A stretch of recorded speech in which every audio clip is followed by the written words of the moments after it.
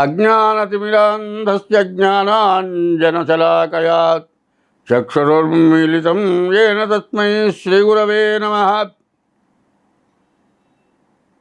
కమనీయ విద్యదా కామధేనుభంగి కామితార్థంబుల కలుగజే జేయు. మనిషికి మంచి ప్రవర్తన ఉంటే చదువు వస్తుంది, విద్య వల్ల వివేకం వస్తుంది, విద్య వల్ల కావాల్సినవన్నీ కూడా వస్తాయి. మరి చదువుకున్న వాళ్ళ మధ్యలో గొప్పవాడుగా పూజింపబడతాడు. తర్వాత తల్లిదండ్రులు కానీ తను కానీ సంపాదించిన ఆస్తులు ఎవరైనా పంచుకొని వెళ్ళగలుగుతారు. కానీ విద్యను మాత్రం ఎవరు పంచుకోలేరు. విద్య ద్వారా వచ్చే డబ్బులు నీ చేతికే వస్తాయి కానీ నీ భార్య చేతికి కానీ నీ తల్లిదండ్రుల చేతికి కానీ నీ పిల్లల చేతికి కానీ రావు. చదువు ద్వారా విద్య ద్వారా వచ్చే ఆదాయం నీకే వస్తాయి. సరే, తల్లిదండ్రులు ఇచ్చిన ఆస్తి అయితే అన్నదమ్ములు నలుగురు పంచుకుంటారు. కానీ నీకు విద్య ద్వారా వచ్చినటువంటిది ఎప్పుడూ కూడా ఎవరు పంచుకుంటానికి వీలు కాదు. పోనీ బాగా సంపాదించావు కదా అంటే తల్లిదండ్రులే కాదు రాజులు కూడా పంచుకుంటానికి వీలు కాదు. ఇది కాదయా, ఎన్ని దేశాలకు వెళ్ళినా కూడా విద్య వల్ల ఏదో రకంగా సంపాదించుకొని బతకడానికి శక్తి వస్తుంది. రాజులకు అలవి కాదు. పోనీ ఈ విద్య వల్ల నీళ్లలో నానుతుందా? నానదు. దొంగతనం చేసేవాడికి దొంగకే ఉన్న స్వాధీనం అవుతుందా? ఈ విద్య కాదు. మరి ఈ విద్య ఎటువంటిది అంటే ఎప్పుడు కూడా జన్మాంతర సంస్కారం, పూర్వజన్మలో నీవు చేసుకున్న పుణ్యం వల్ల నీకు విద్య వివేకం, విద్యరీత్యా నీవు బతికి 10 మందిని బతికించేటువంటి పరిస్థితి రాజులు, తల్లిదండ్రులు, అన్నదమ్ములు, పక్కవాళ్ళు, దొంగలు ఎవరు పంచుకుంటానికి పనికిరారు. అట్లా చేయలేరు. నీ విద్య ఎప్పుడు కూడా నీకే ఉపయోగపడుతుంది.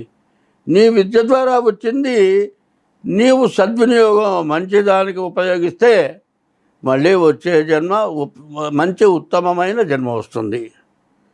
అదే కాదండి, విద్య వల్ల ఎటువంటి మూర్ఖుడికైనా సరే చెప్పి మంచిగా వాళ్ళని నీ వశం చేసుకోగలుగుతావు. నువ్వు మంచి చెబితే వాళ్ళకి మంచి మార్గం చూపించగలిగితే, అయ్యో అరే మనకు తెలియంది చెప్పాడురా, దీనివల్ల మనం బాగుపడ్డాం అని మీ మీద ఎప్పుడు కూడా మంచి విలువ ఉంటుంది.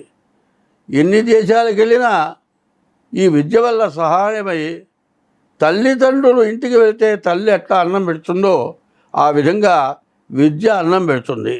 నీళ్ళల్లో నీళ్ళలో నానదు, దొంగల పాలు కాదు. నీవు చెప్పిన విద్య ద్వారా ఎంతోమంది నీకంటే ఎక్కువగా సంపాదించుకొని బతికి ఉన్నంతకాలం నీవు కనపడ్డప్పుడు నీకు ఎంతో గౌరవంగా నిన్ను పూజించి నీకు నమస్కారం చేస్తారు. అదే కాదు, నీ విద్య ద్వారా నీవు చెప్పేటువంటి మంచి శాశ్వతంగా ఉండిపోతుంది. అది ఎట్లా ఉంటుంది అంటే వాడి రామాయణం, భారతం, భాగవతం ఇట్లాంటివి ఉన్నాయి. విదుర నీతను ఉంది, మరి భర్తృహరి సుభాషితాలు ఉన్నాయి, మరి నరసింహ శతకం ఉంది. మనిషి ఎట్లా బతకాలి, ఎట్లా జీవించాలి, దీనివల్ల నీకేమిటి ప్రయోజనం అనేది తెలిసేది విద్య ద్వారానే తెలుస్తుంది. ఎంతోమంది ఎన్నో గ్రంథాలు కొన్ని వేల సంవత్సరాల క్రితం, వందల సంవత్సరాల క్రితం రాశారు. ఇవాళ తెలుగు వస్తేనే ఆ పద్యాలు చదవటానికి నీకు అవకాశం ఉంది. కొన్ని పద్యాలు నేను చెబుతుంటాయా, ఆ పద్యాలు మళ్ళీ చెప్పండి, మేము వింటాం అని అడుగుతున్నారు. ఏమిటయా అంటే, ఒకప్పుడు హిట్లర్ యుద్ధం చేశాడు. ప్రపంచం మొత్తం తందే అనుకున్నాడు. ఎంతో జనాభా చచ్చిపోయినారు. చివరికి ఆయనకి విరక్తి కలిగింది. దీనివల్ల నాకు వచ్చింది ఏమిటి అని ఆలోచించాడు.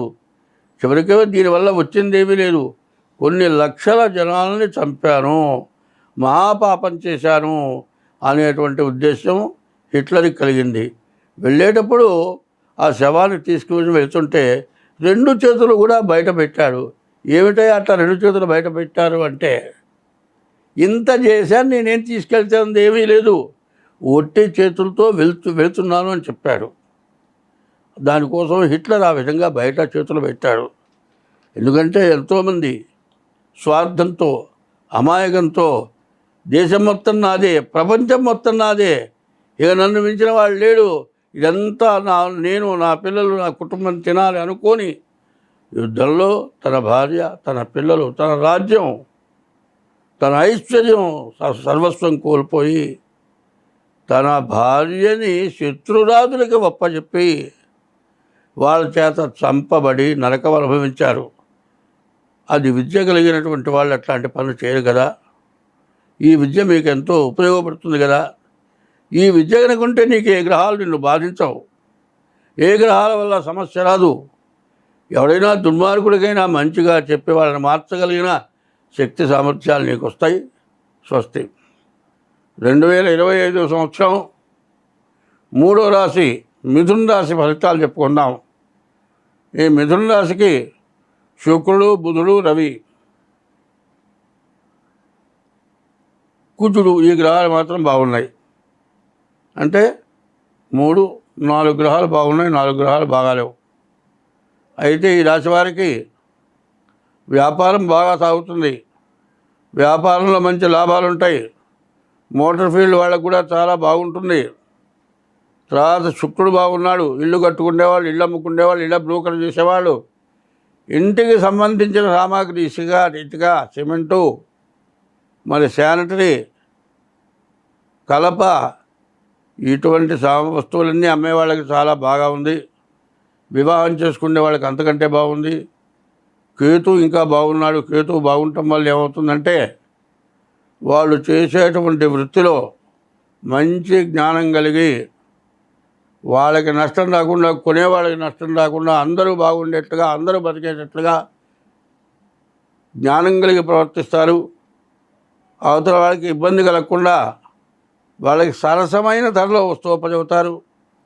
అందువల్ల వ్యాపారాలు బాగా సాగుతాయి. ఈ రాశి వాళ్ళకి ఎదురు లేదు. జీవితంలో ఇల్లు కట్టుకోలేక ఇబ్బంది పడేవాళ్ళు ఈ టైంలో ఇల్లు కట్టుకోవటం కానీ, ఇల్లు కొనుక్కోవటం కానీ జరుగుతుంది. రవి ఏకాదశంలో ఉన్నాడు. ఈ రవి వల్ల వచ్చే ప్రయోజనం ఏంటంటే హస్త సాముద్రికంలో చెప్పాడు, కనీసం 9 రేఖలు ఉన్నాయి. 9 రేఖల్లో ఒక్క రవి రేఖ లేకపోతే వాడి జీవితం వృధా అని చెప్తుంది. కాబట్టి ఈ రవిరేఖ గలవాళ్ళు మంచి సంపాదన, మంచి ఉద్యోగం, విదేశీయానం ఇట్లాంటివి చేయటానికి, విదేశాల్లో ఉద్యోగం చేయడానికి, బాగా సంపాదించుకోవటానికి చాలా మేలు జరగటానికి అవకాశం ఉంది. దీంతోపాటు ఒకటే చెబుతున్నా, గుర్తుపెట్టుకోండి, 2 కాళ్ళు సరిగ్గా అడుగు పడితేనే బాగుంటుంది. ఇది మొదటి కాలు రాశి 25 వంతులే. 2వ కాలు మరి జన్మ లగ్నం. ఎడమ కుడి తేడా ఉంటుంది. కుడి చేసినంత గట్టి పని ఎడమ చేయలేదు. కాబట్టి కుడి కాలు కింద లెక్క జన్మలగ్నం. జన్మలగ్నం రీత్యా కూడా చూసుకోండి, మీకు అన్ని విధాలా బాగుంటుంది. మీరు ఎంతో పైకి వస్తారు. ముందు ఇష్టదేవతని పూజించండి, తల్లిదండ్రులకు అన్నం పెట్టండి, తల్లిదండ్రులను పూజించండి, భార్యని ఇబ్బంది పెట్టబాకండి. ఇంట్లో ఎవరైనా సరే కంటి అంబడి నీరు గార్చినా పెద్దవాళ్ళు, తల్లి, తండ్రి, భార్య దుఃఖపడితే మీ ఎంత జాతకం బాగున్నా మీరు ఎందుకు పనికిరారు, పూర్తిగా నష్టపడతారని బాగా ఆలోచించుకొని మరి ఇంట్లో ఉండవలసిన ప్రవర్తన, మీ ఇష్టదైవాన్ని పూజించడం, ఇది కాక మీ డేట్ ఆఫ్ బర్త్ జాతకం చూపించుకోవటం, ఇట్లా చేసి మీ వృత్తిలో జాగ్రత్తగా చేసుకోండి. ఈ నెల మీకు బాగా కలిసి వచ్చే రోజు. స్వస్తి.